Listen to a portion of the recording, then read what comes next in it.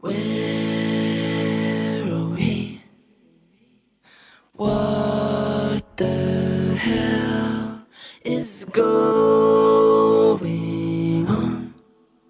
The dust has only just begun to fall. Crops are sinking.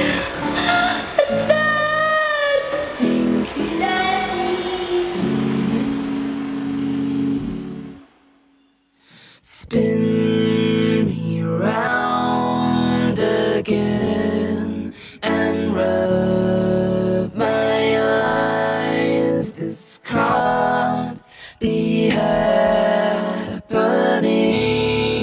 when May new mem tayo. Ask ka po. Hi! So, on July 6, Hello!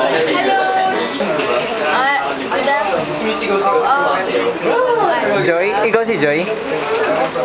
Mag-i-interview na ako ngayon ng ating bagong applicant.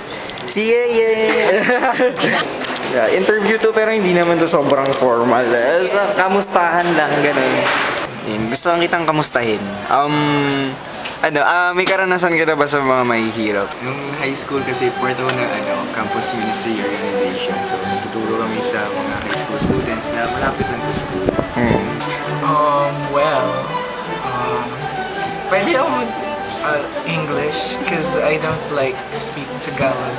So volunteer work namin sa kami sa mga pumupunta din sa mga areas na gano'n. How about your prayer life? Kamusta?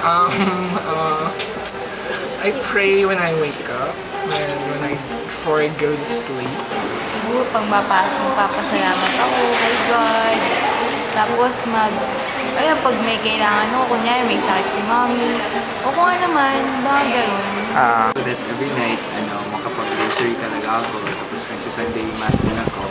And most importantly, parang tinatry ko talaga that in a day, inaalam ko kung ano yung hindi ko kay Lord. Galing po ako sa isang religious family. So, 4 years old pa lang ako. Kabisado ko na yung rosary. Tingin ko isa sa pinakamutulong sa akin ng ASCA yung ma-imbibe talaga yung attitude or yung habit of prayer. Ano sa tingin mo yung issue ngayon na parang matunog, parang maingay na kailangan tugunan? Multiple errors sa mga textbooks na ginagamit ng public schools. To be poverty. Really? Yeah, like street children and stuff.